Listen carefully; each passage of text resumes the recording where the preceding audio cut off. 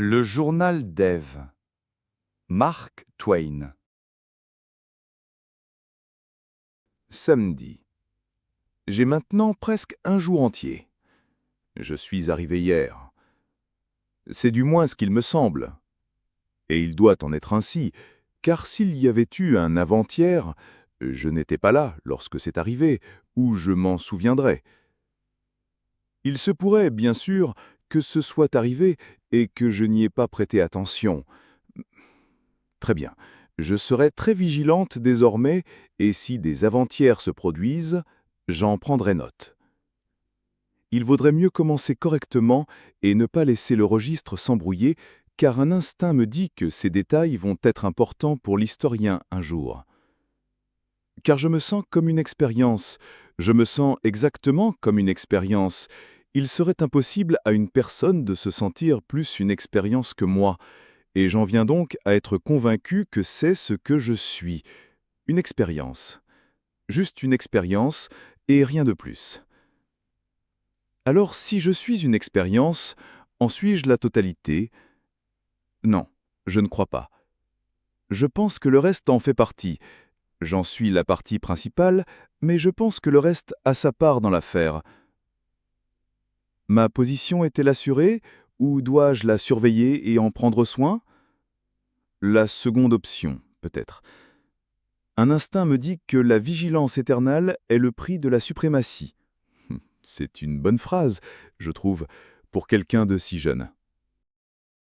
Tout a meilleur aspect aujourd'hui. Dans la précipitation des finitions d'hier, les montagnes ont été laissées dans un état débraillé, et certaines plaines étaient si encombrées de débris et de restes que leur aspect était tout à fait navrant. De nobles et belles œuvres d'art ne devraient pas être soumises à la hâte, et ce nouveau monde majestueux est en vérité une œuvre des plus nobles et des plus belles, et certainement merveilleusement proche de la perfection malgré le peu de temps imparti. Il y a trop d'étoiles à certains endroits et pas assez à d'autres, mais on pourra sans doute y remédier bientôt. La lune s'est décrochée la nuit dernière, elle a glissé et est tombée hors du décor. Une perte immense! Cela me brise le cœur d'y penser. Il n'y a rien d'autre parmi les ornements et les décorations qui lui soit comparable en beauté et en finition. Elle aurait dû être mieux attachée. Ah, si seulement nous pouvions la récupérer. Mais bien sûr, impossible de savoir où elle est allée. Et d'ailleurs, quiconque la trouvera la cachera. Je le sais parce que je ferai de même. Je crois que je peux être honnête en toute autre matière, mais je commence déjà à me rendre compte que le cœur et le centre de ma nature sont l'amour du beau, une passion pour le beau, et qu'il ne serait pas prudent de me confier une lune qui appartiendrait à autrui, et que cette personne ignorerait que je l'ai. Je pourrais rendre une lune trouvée en plein jour, car j'aurais peur que quelqu'un regarde, mais si je la trouvais dans le noir, je suis sûr que je trouverais une excuse quelconque pour ne rien en dire. Car j'adore les lunes. Elles sont si jolies et si romantiques. J'aimerais que nous en ayons 5 ou 6. Je n'irai jamais me coucher. Je ne me lasserai jamais d'être allongé sur le banc de mousse à les contempler. Les étoiles, c'est bien aussi. J'aimerais pouvoir en prendre pour en mettre dans mes cheveux, mais je suppose que je n'y arriverai jamais. Vous seriez surprise de voir à quel point elles sont loin, car elles n'en ont pas l'air. Quand elles sont apparues pour la première fois hier soir, j'ai essayé d'en faire tomber avec une perche, mais elle ne les a pas atteintes, ce qui m'a étonné. Puis, j'ai essayé avec des mottes de terre jusqu'à l'épuisement, mais je n'en ai eu qu'une seule. C'est parce que je suis gouachère et que je ne lance pas bien. Même en visant celle que je ne voulais pas, je n'arrivais pas à toucher l'autre, bien que j'ai fait quelques tirs de justesse, car j'ai vu la tache noire de la motte fendre l'air en plein milieu des grappes dorées 40 ou 50 fois, les manquant de très peu.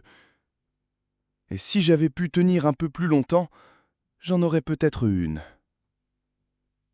Alors j'ai pleuré un peu, ce qui était naturel, je suppose, à mon âge, et une fois reposé, j'ai pris un panier et je suis parti pour un endroit situé sur le pourtour extrême du cercle, là où les étoiles étaient proches du sol, et où je pourrais les attraper avec mes mains.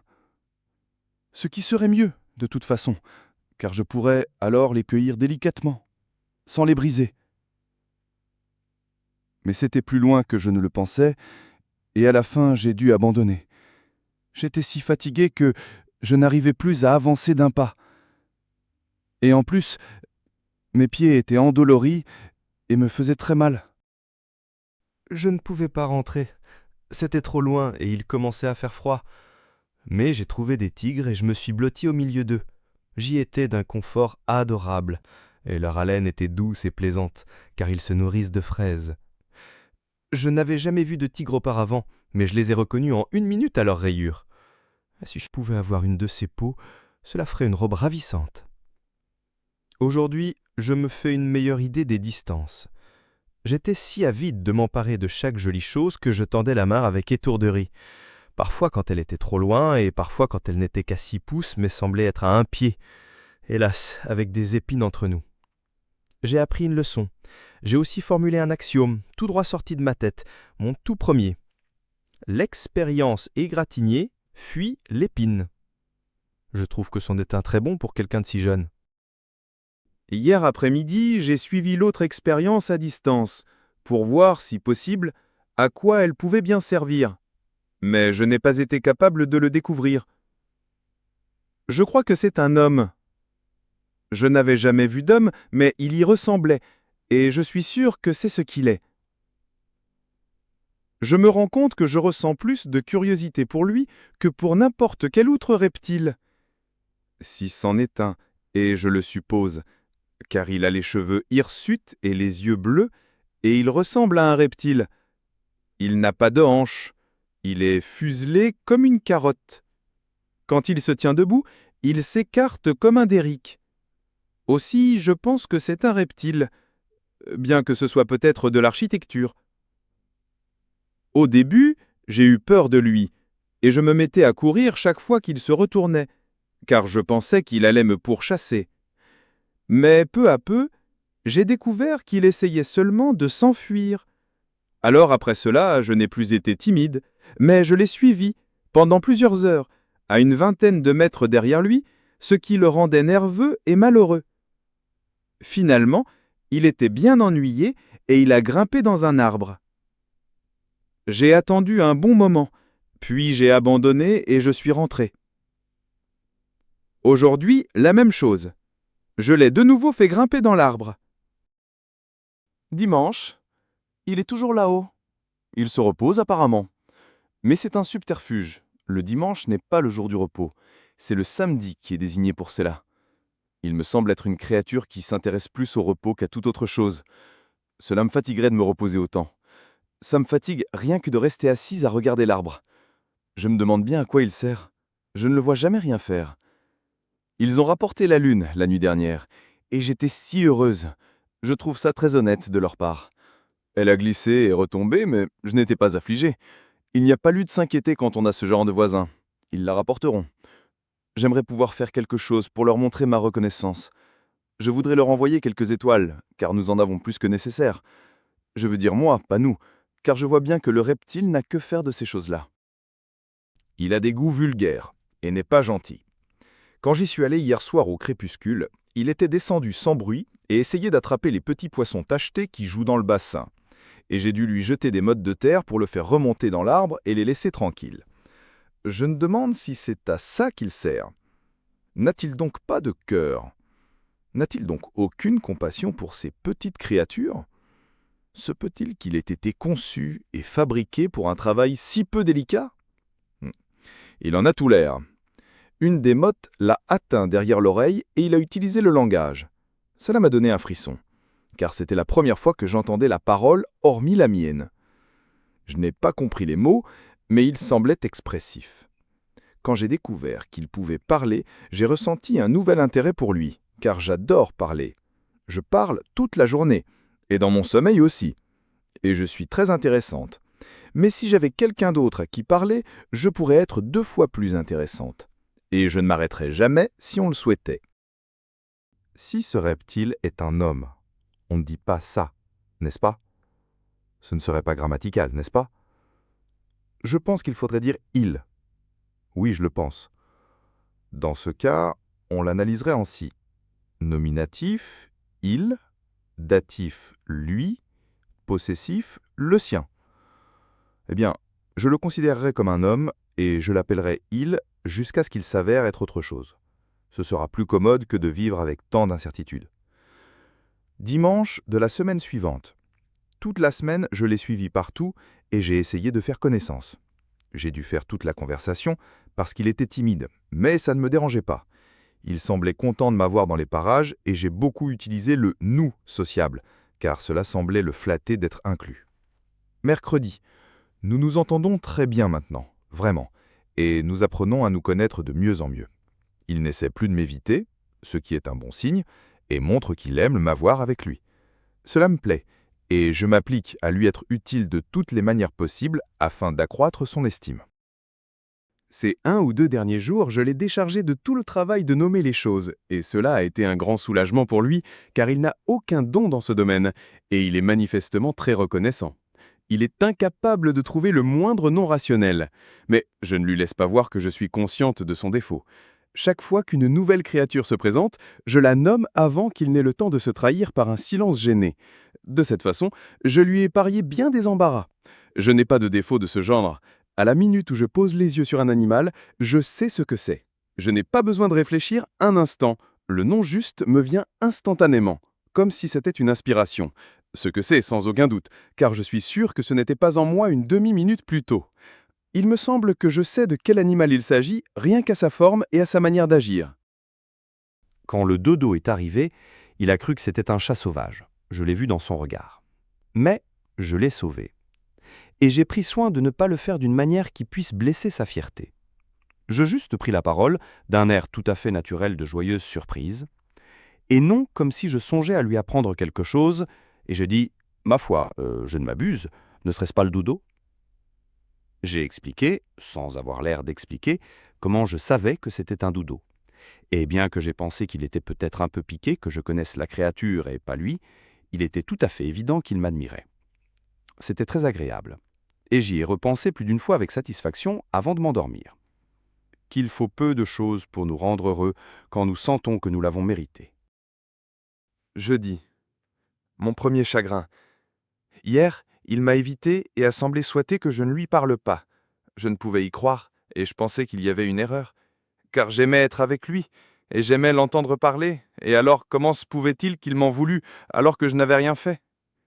Mais finalement, cela a semblé vrai, alors je suis parti m'asseoir, seul à l'endroit où je l'ai vu pour la première fois le matin où nous avons été créés, et où je ne savais pas ce qu'il était, et où il m'était indifférent. Mais maintenant, c'était un lieu de deuil, et chaque petite chose parlait de lui, et mon cœur était très endolori. Je ne savais pas très bien pourquoi, car c'était un sentiment nouveau. Je ne l'avais jamais éprouvé auparavant, et tout cela était un mystère, et je ne parvenais pas à le comprendre. Mais quand la nuit est venue, je ne pouvais plus supporter la solitude, et je suis allé au nouvel abri qu'il a construit pour lui demander ce que j'avais fait de mal et comment je pouvais le réparer et regagner sa gentillesse. Mais il m'a mise dehors sous la pluie, et ce fut mon premier chagrin. Dimanche. Tout est de nouveau plaisant maintenant, et je suis heureuse. Mais ces jours furent pénibles. Je n'y pense pas quand je peux l'éviter. J'ai essayé de lui prendre quelques-unes de ses pommes, mais je n'arrive pas à apprendre à lancer droit. J'ai échoué, mais je pense que la bonne attention lui a plu. Elles sont défendues, et il dit qu'il m'arrivera malheur. Mais si c'est en lui plaisant que le malheur m'advient, que m'importe ce malheur? Lundi. Ce matin, je lui ai dit mon nom, dans l'espoir que cela l'intéresserait, mais cela lui était égal. C'est étrange. S'il me disait son nom, cela m'apporterait. Je pense qu'il serait plus agréable à mes oreilles que n'importe quel autre son. Il parle très peu. Peut-être parce qu'il n'est pas très brillant, qu'il en est susceptible et souhaite le cacher. C'est vraiment dommage qu'il ressente cela, car l'éclat d'esprit n'est rien. C'est dans le cœur que résident les vraies valeurs. J'aimerais pouvoir lui faire comprendre qu'un bon cœur aimant est une richesse et une richesse suffisante, et que sans cela, l'intellect n'est que pauvreté. Bien qu'il parle si peu, il a un vocabulaire assez considérable. Ce matin, il a utilisé un mot étonnamment bon. Il a manifestement reconnu lui-même que c'en était un bon, car il l'a replacé 2 fois par la suite, l'air de rien. C'était un bel art de la désinvolture, qui montrait néanmoins qu'il possède une certaine qualité de perception. Nul doute que cette semence peut germer si on la cultive. Où a-t-il pris ce mot? Je ne crois pas l'avoir jamais utilisé. Non, mon nom ne l'a pas intéressé. J'ai tenté de cacher ma déception, mais je suppose que je n'ai pas réussi. Je me suis éloigné et me suis assise sur le banc de mousse, les pieds dans l'eau. C'est là que je vais quand j'ai soif de compagnie, de quelqu'un à regarder, de quelqu'un qui parlait. Ce n'est pas assez, ce ravissant corps blanc peint là dans le bassin, mais c'est quelque chose, et quelque chose vaut mieux qu'une solitude absolue. Il parle quand je parle, il est triste quand je suis triste. Il me réconforte de sa sympathie. Il dit « Ne sois pas si abattue, ma pauvre fille sans amie. Je serai ton amie. » C'est une bonne amie pour moi, et la seule que j'ai, c'est ma sœur. La première fois qu'elle m'a abandonné, je n'oublierai jamais cela, jamais, jamais. Mon cœur était de plomb dans ma poitrine. J'ai dit, elle était tout ce que j'avais, et maintenant elle est partie. Dans mon désespoir, j'ai dit, brise-toi mon cœur, je ne peux plus supporter ma vie. Et j'ai caché mon visage dans mes mains, et il n'y avait aucun réconfort pour moi. Et quand je les ai retirés, un peu plus tard, elle était de nouveau là, blanche, brillante et belle, et je me suis jeté dans ses bras. Ce fut un bonheur parfait. J'avais connu le bonheur auparavant, mais ce n'était pas comme ceci qui était l'extase. Par la suite, je n'ai jamais douté d'elle. Parfois elle s'absentait, peut-être 1 heure, peut-être presque toute la journée, mais j'attendais sans douter. Je disais, elle est occupée ou elle est partie en voyage, mais elle reviendra. Et c'était vrai, elle revenait toujours. La nuit, elle ne venait pas s'il faisait noir, car c'est une petite chose craintive. Mais s'il y avait une lune, elle venait. Je n'ai pas peur du noir, mais elle est plus jeune que moi, elle est née après moi. Que de visites je lui ai rendues. Elle est mon réconfort et mon refuge quand ma vie est dure, et elle l'est la plupart du temps. Mardi. Toute la matinée, j'ai travaillé à améliorer le domaine, et je me suis délibérément tenu à l'écart de lui, dans l'espoir qu'il se sentirait seul et viendrait. Mais il n'est pas venu. À midi, j'ai arrêté pour la journée, et je me suis récréé en voletant çà et là avec les abeilles et les papillons, et en me délectant des fleurs, ces créatures magnifiques qui attrapent le sourire de Dieu dans le ciel et le conservent. Je les ai cueillis, j'en ai fait des couronnes et des guirlandes, et je m'en suis vêtu pendant que je prenais mon déjeuner, des pommes bien sûr, puis je me suis assise à l'ombre et j'ai espéré et attendu. Mais il n'est pas venu. Mais peu importe. Rien n'en serait sorti car il n'aime pas les fleurs. Il les a qualifiées de camelotes, ne peut pas les distinguer les unes des autres. Il pense que c'est une marque de supériorité de penser ainsi. Il ne se soucie pas de moi, il ne se soucie pas des fleurs, il ne se soucie pas du ciel peint au crépuscule. Y a-t-il quoi que ce soit dont il se soucie, hormis de construire des cabanes pour s'y enfermer à l'abri de la bonne pluie pure, de tâter des melons, de goûter les raisins et de tripoter les fruits sur les arbres, pour voir comment ses propriétés se développent. J'ai posé un bâton sec sur le sol et j'ai essayé d'y percer un trou avec un autre, afin de réaliser un projet que j'avais, et j'ai bientôt eu une peur terrible. Un mince film bleuâtre et transparent s'est élevé du trou, et j'ai tout laissé tomber, et je me suis enfui. J'ai cru que c'était un esprit, et j'étais si effrayé. Mais j'ai regardé en arrière, et il ne venait pas. Alors je me suis appuyé contre un rocher, je me suis reposé, et j'ai halté, et j'ai laissé mes membres trembler jusqu'à ce qu'ils se raffermissent. Puis je suis revenu sur mes pas avec précaution, alerte, à l'affût, et prêt à m'envoler à la moindre occasion. Et quand je suis arrivé près, j'ai écarté les branches d'un rousier et j'ai jeté un œil à travers, souhaitant que l'homme fût dans les parages, tant j'avais l'air malicieuse et jolie. Mais le lutin avait disparu.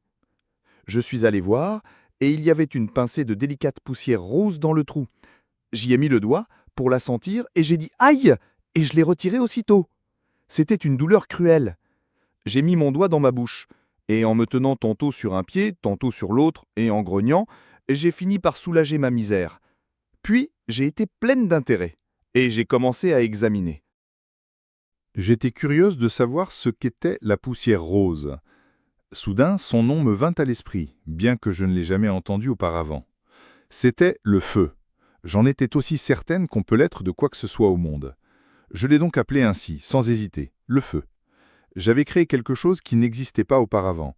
J'avais ajouté une chose nouvelle aux innombrables propriétés du monde. Je m'en suis rendu compte et j'étais fier de mon exploit. et j'allais courir le trouver pour le lui raconter, pensant m'élever dans son estime. Mais j'ai réfléchi, et je ne l'ai pas fait. Non, cela ne l'intéresserait pas. Il demanderait à quoi ça servait, et que pourrais-je répondre? Car si ce n'était bon à rien, mais seulement beau, simplement beau... Alors j'ai soupiré, et je n'y suis pas allé. Car ça ne servait à rien. Ça ne pouvait pas construire une cabane, ça ne pouvait pas améliorer les melons, ça ne pouvait pas hâter une récolte de fruits, c'était inutile, c'était une sottise et une vanité. Il le mépriserait et dirait des mots blessants. Mais pour moi, ce n'était pas méprisable. J'ai dit « Oh, toi le feu, je t'aime, délicate créature rose, car tu es beau, et cela suffit. » Et j'allais le serrer contre mon sein. Mais je me suis abstenu. Puis, j'ai formulé un autre axiome sorti de ma tête, bien qu'il fût si proche du premier que j'ai eu peur que ce ne soit qu'un plagiat. L'expérience brûlée fuit le feu. Je me suis remis à l'ouvrage, et quand j'eus fait une bonne quantité de poussière de feu, je l'ai vidée dans une poignée d'herbes sèches et brunes, avec l'intention de la rapporter à la maison, pour la garder toujours et jouer avec.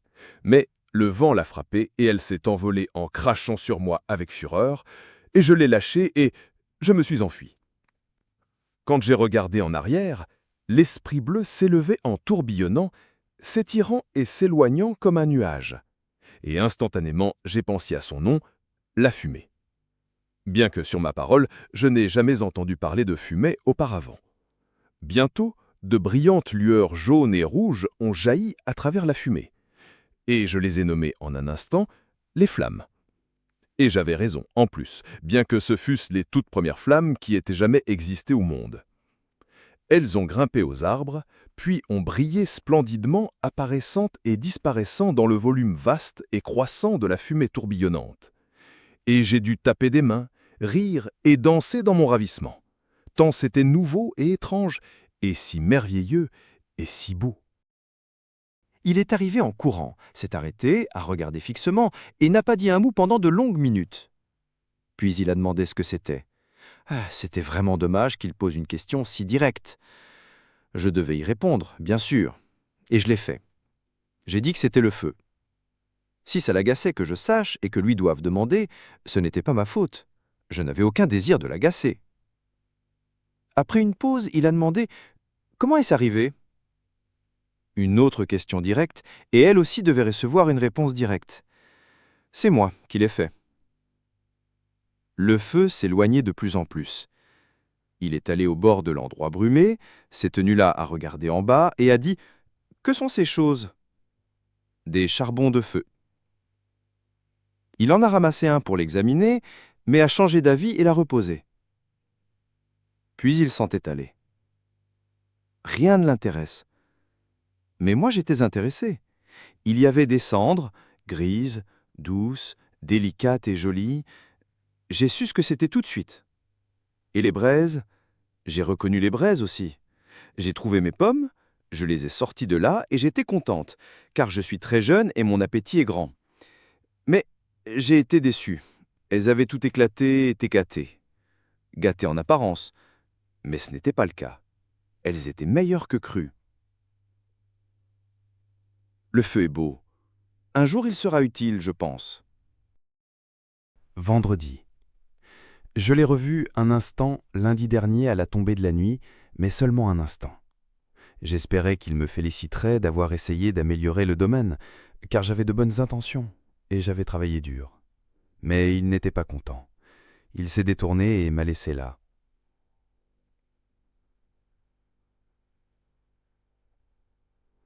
Il était aussi mécontent pour une autre raison. J'ai essayé, une fois de plus, de le persuader d'arrêter de passer par-dessus les chutes. C'est parce que le feu m'avait révélé une nouvelle passion, toute nouvelle et nettement différente de l'amour, du chagrin et des autres que j'avais déjà découvertes, la peur. Et c'est horrible. J'aimerais ne jamais l'avoir découverte. Elle me donne des moments sombres, elle gâche mon bonheur, elle me fait frissonner, trembler et frémir.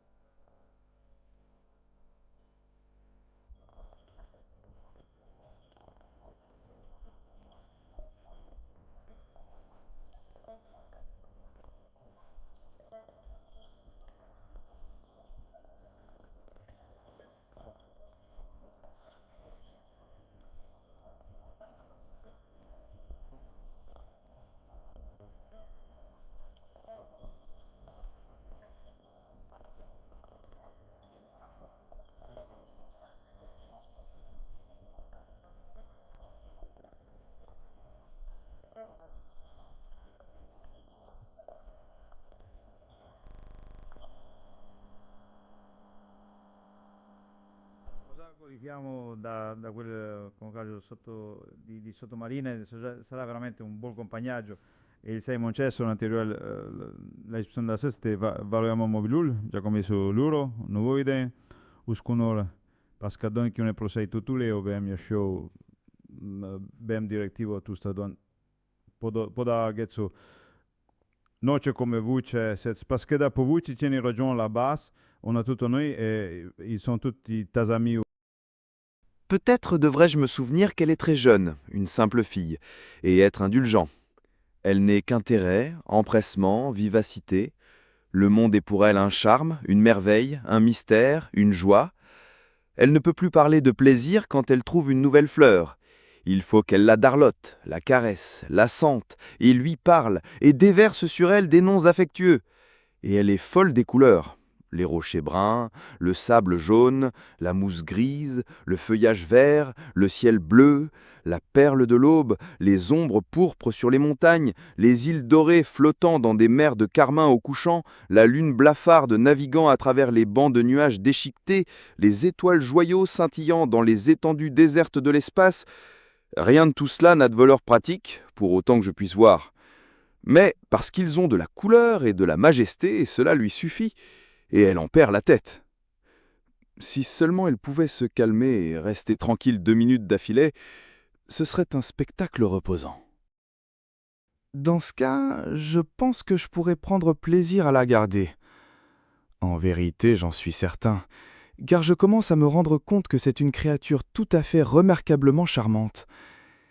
Souple, svelte, bien faite, ronde, bien proportionnée, agile, gracieuse, et une fois, alors qu'elle se tenait, blanche comme le marbre et baignée de soleil sur un rocher, sa jeune tête renversée en arrière et sa main protégeant ses yeux, observant le vol d'un oiseau dans le ciel, j'ai reconnu qu'elle était belle.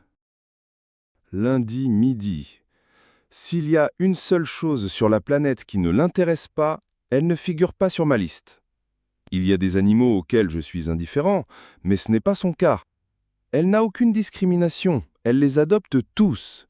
Elle pense que ce sont tous des trésors. Chaque nouvel arrivant est le bienvenu. Quand le puissant brontosaure est entré dans le camp à grandes enjambées, elle l'a considéré comme une acquisition. Je l'ai considéré comme une calamité. C'est un bon exemple du manque d'harmonie qui prévaut dans nos façons de voir les choses. Elle voulait le domestiquer, je voulais lui faire cadeau de la propriété et déménager. Elle croyait qu'on pouvait l'apprivoiser avec de la gentillesse et qu'il ferait un bon animal de compagnie.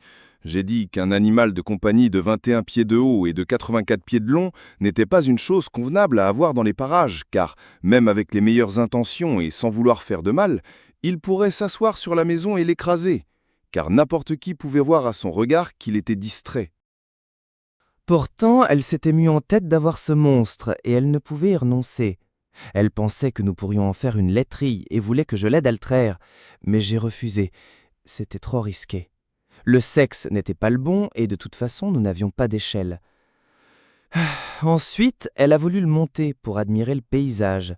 30 ou 40 pieds de sa queue reposaient sur le sol, tel un arbre abattu, et elle pensait pouvoir y grimper. Mais elle se trompait. Quand elle arriva à l'endroit escarpé, c'était trop glissant, et elle dégringola, et se serait blessée sans moi. Était-elle satisfaite maintenant? Non. Rien ne la satisfait jamais, sinon la démonstration. Les théories non éprouvées ne sont pas son fort, et elle n'en veut pas. C'est le bon état d'esprit, je le concède. Cela m'attire. J'en ressens l'influence. Si j'étais plus souvent avec elle, je crois que je l'adopterais moi-même. Bref, il lui restait une théorie au sujet de ce colosse.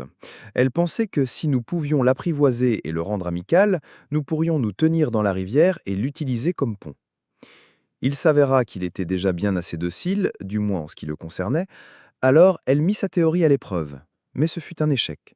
Chaque fois qu'elle parvenait à le placer correctement dans la rivière et retournait sur la rive pour le traverser, il en sortait et la suivait partout comme une montagne de compagnie. Comme les autres animaux. Ils font tous ça.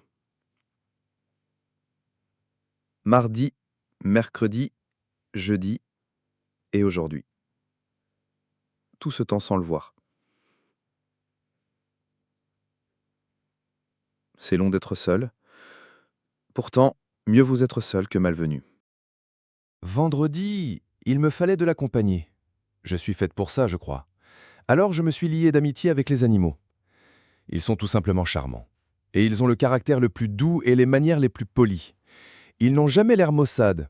Ils ne vous laissent jamais sentir que vous êtes un intruse. Ils vous sourient et remuent la queue, s'ils en ont une, et ils sont toujours prêts pour une partie de jeu, une excursion, ou tout ce que vous voulez proposer. Je pense que ce sont de parfaits gentlemen. Tous ces jours-ci, nous nous sommes tant amusés, et je ne me suis jamais senti seul, pas une seule fois. Seul? Non, pas du tout. Mais il y a toujours une nuée d'entre eux autour de moi, parfois jusqu'à 4 ou 5 acres. Impossible de les compter. Et quand on se tient sur un rocher au milieu d'eux, et que l'on contemple l'étendue fourrée, c'est si tacheté, éclaboussé et gai de couleurs, de reflets frétillants et d'éclats de soleil, et si ondulé de rayures qu'on pourrait le prendre pour un lac. Sauf qu'on sait bien que c'en est pas un. Et il y a des tempêtes d'oiseaux sociables et des ouragans d'ailes vrombissantes, et quand le soleil frappe toute cette agitation plumeuse, on a un embrasement de toutes les couleurs imaginables. De quoi vous éblouir. Nous avons fait de longues excursions et j'ai vu une grande partie du monde. Presque tout, je crois, et je suis donc la première voyageuse et la seule. Quand nous sommes en marche, c'est un spectacle imposant, et il n'y a rien de tel nulle part. Pour mon confort, je monte un tigre ou un léopard, car c'est doux et ils ont le dos rond, ce qui me convient, et parce que ce sont de si jolis animaux. Mais pour les longues distances ou pour le paysage, je monte l'éléphant. Il me hisse avec sa trompe, mais je peux descendre toute seule. Quand nous sommes prêts à camper, il s'assied et je me laisse glisser par derrière. Les oiseaux et les animaux sont tous amicaux les uns envers les autres, et il n'y a de dispute sur rien. Ils parlent tous et ils me parlent tous, mais ce doit être une langue étrangère, car je ne comprends pas un mot de ce qu'ils disent.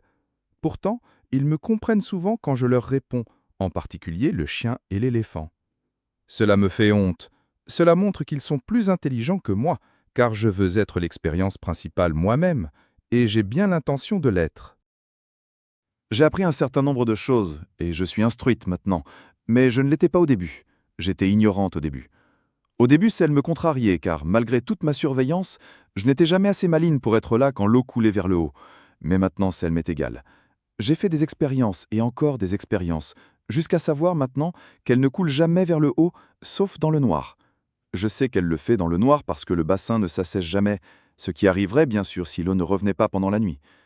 Certaines choses, on ne peut pas les découvrir, mais on ne saura jamais qu'on ne le peut pas en devinant et en supposant. Non, il faut être patient et continuer à expérimenter jusqu'à ce qu'on découvre qu'on ne peut pas découvrir. Et c'est merveilleux qu'il en soit ainsi, ça le rend le monde si intéressant. S'il n'y avait rien à découvrir, ce serait ennuyeux. Même essayer de découvrir et ne pas y parvenir est tout aussi intéressant qu'essayer et y parvenir, et je ne sais si ce n'est pas encore plus. Le secret de l'eau était un trésor jusqu'à ce que je le découvre. Puis toute l'excitation a disparu et j'ai ressenti un sentiment de perte. Par l'expérience, je sais que le bois flotte, et les feuilles sèchent, et les plumes, et plein d'autres choses. Donc par toutes ces preuves accumulées, on sait qu'un rocher flottera. Mais il faut se contenter de simplement le savoir, car il n'y a aucun moyen de le prouver. Jusqu'à présent. Mais je trouverai un moyen, alors cette excitation-là disparaîtra. De telles choses me rendent triste, car peu à peu, quand j'aurai tout découvert, il n'y aura plus d'excitation. Et j'aime tant les excitations. L'autre soir, je n'ai pas pu dormir à force d'y penser. Au début, je ne parvenais pas à comprendre pourquoi j'étais faite. Mais maintenant, je crois que c'était pour percer les secrets de ce monde merveilleux. Être heureuse et remercier le donateur de tout cela de l'avoir conçu. Je pense qu'il y a encore beaucoup de choses à apprendre, je l'espère. Et en les économisant, et en n'allant pas trop vite, je pense qu'elles dureront des semaines et des semaines. Je l'espère.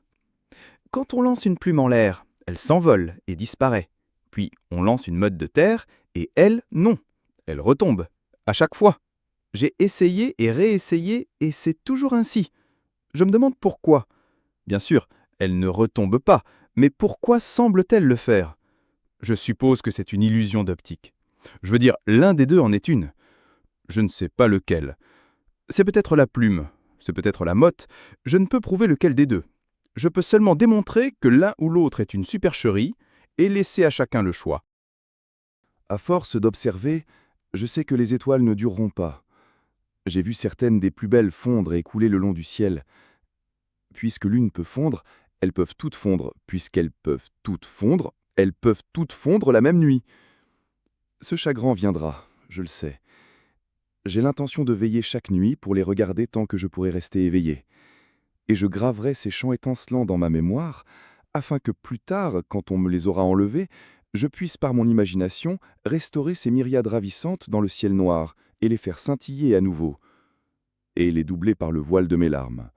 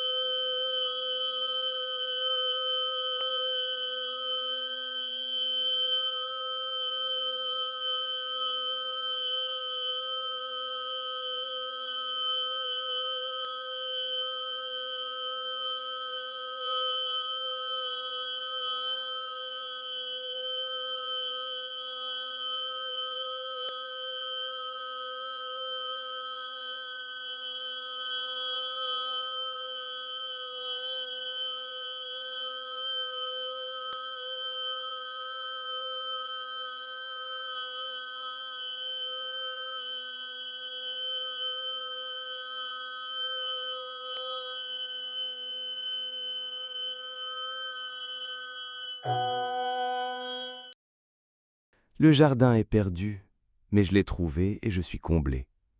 Il m'aime aussi bien qu'il le peut. Je l'aime de toute la force de ma nature passionnée. Et ceci, je pense, est propre à ma jeunesse et à mon sexe. Si je me demande pourquoi je l'aime, je découvre que je ne le sais pas et que savoir m'importe peu. Je suppose donc que ce genre d'amour n'est pas le produit du raisonnement et de statistiques, comme l'amour que l'on porte aux autres reptiles et animaux. Je crois qu'il doit en être ainsi. J'aime certains oiseaux pour leur chant, mais je n'aime pas Adam à cause du sien. Non, ce n'est pas cela. Plus il chante, moins je parviens à m'y réconcilier. Pourtant, je lui demande de chanter, car je désire apprendre à aimer tout ce qui l'intéresse. Je suis sûr que je peux l'apprendre, car au début, je ne pouvais pas le supporter, mais maintenant, si. Ça fait tourner le lait, mais peu importe, je peux l'habituer à ce genre de lait. Ce n'est pas à cause de son intelligence que je l'aime. Non, ce n'est pas cela. Il ne faut pas le blâmer pour son intelligence telle qu'elle est, car il ne l'a pas faite lui-même. Il est tel que Dieu l'a fait, et cela suffit. Il y avait un sage dessein à cela. Ça, je le sais. Avec le temps, elle se développera, bien que je pense que ce ne sera pas soudain. Mais d'ailleurs, rien ne presse, il est très bien comme il est. Ce n'est pas à cause de ses manières gracieuses et prévenantes et de sa délicatesse que je l'aime. Non, il a des lacunes à cet égard, mais il est très bien assis, et il fait des progrès. Ce n'est pas à cause de son ardeur au travail que je l'aime.